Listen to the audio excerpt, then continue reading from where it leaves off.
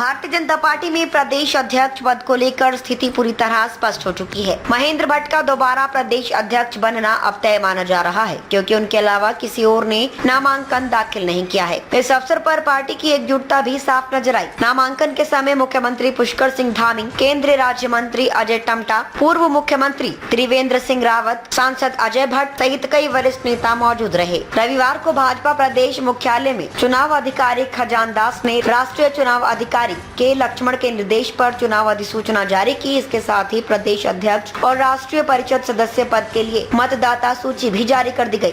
कुल 125 मतदाताओं को मतदान के लिए अधिकृत किया गया है। नामांकन प्रक्रिया रविवार को दोपहर 12 बजे तक पूरी की गई। इसके बाद 12 से 2 बजे के बीच नामांकन पत्रों की जांच हुई और 3 से 4 बजे तक नाम वापसी का समय तय किया गया। लेकिन चूंकि केवल महेंद्र भट्ट ने ही नामांकन किया है, ऐसे में उनका निर्विरोध चुना जाना अब केवल औपचारिकता भर है। आधिकारिक घोषणा 1 जुलाई को की जाएगी। प्रदेश चुनाव अधिकारी ने जानकारी दी कि पार्टी के संविधान और राष्ट्रीय कार्यकारिणी द्वारा तय नियमों के तहत ये चुनाव प्रक्रिया पूरी की जा रही है। अध्यक्ष पद के लिए वही कार्यकर्ता नामांकन कर सकते हैं जो कम से कम 3 वर्षों से पार्टी के सक्रिय सदस्य और 10 वर्षों से प्राथमिक सदस्य हों। भाजपा में इस चुनाव प्रक्रिया ने ये संकेत भी दे दिया है कि पार्टी नेतृत्व में एक स्थिरता और संगठनात्मक संतुलन बनाए रखने की मंशा रखती है।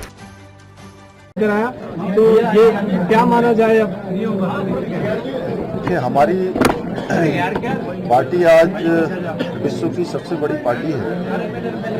आदरणीय नरेंद्र मोदी जी के नेतृत्व में इसका जिस प्रकार से विस्तार हुआ है वो अपने आप में ऐतिहासिक है। हमारी पार्टी लोकतंत्र के आधार पर चलने वाली पार्टी है और इसमें हमारे यहाँ पर संगठन का पर्व होता है और संगठन के पर्वों में हमारे यहाँ बूथ समितियों से लेकर मंडल के अध्यक्ष, जिले के अध्यक्ष, उसके बाद प्रदेश का चुनाव होता है। आज प्रदेश के चुनाव की तारीख नियत की गई थी। आज नामांकन की प्रक्रिया का दिन था। नामांकन की प्रक्रिया में अभी तक चुनाव नामांकन की प्रक्रिया चल रही है और हम सब लोगों ने महेंद्र भट्ट जी के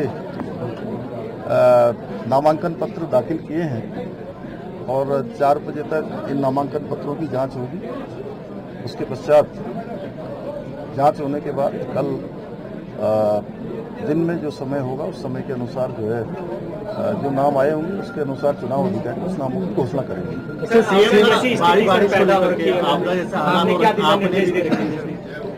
देखिए, आपदा की स्थिति को लेकर कल मैंने स्वयं आपदा प्रबंधन केंद्र पर जाकर सभी जिलों के अधिकारियों के साथ, सभी एजेंसियों के साथ और सभी हमारे जो एनडीआरएफ है, एसडीआरएफ है, अन्य विभाग हैं, उन सबके साथ कल समीक्षा भी की और आगे के समय में हमको किस मोड में, कैसे अलर्ट मोड में रहकर काम करना है, किन किन तैयारियों को जो हमने किया है कहीं कोई कमी न रह जाए, उसके लिए हम लगातार काम कर रहे हैं।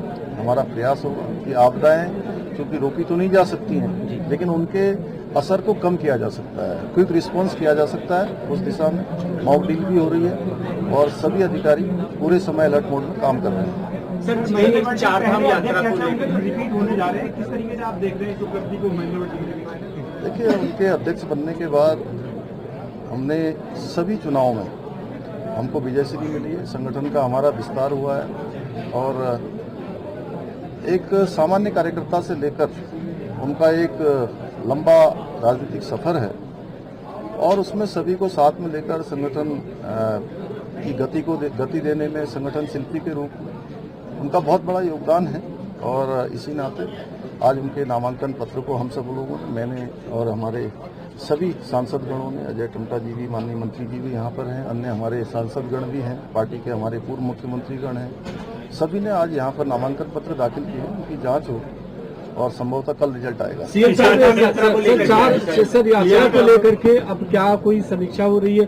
आखिर यात्रा कब रिशेड्यूल होगी? देखिए, आज चूंकि 24 घंटे के लिए यात्रा रोकी थी, मौसम विभाग ने बताया था कि मौसम काफी खराब रहने वाला है। ऐसे में हम यात्रियों की या किसी भी प्रकार का जोखिम नहीं उठा सकते। हमारी सर्वोच्च प्राथमिकता है कि जो भी तीर्थयात्री श्रद्धालु आ रहे हैं उनकी सुरक्षा वो हमारे लिए सर्वोच्च प्राथमिकता है। उसको ध्यान में रखकर ही हम यात्रा का संचालन कर रहे हैं। ठीक है।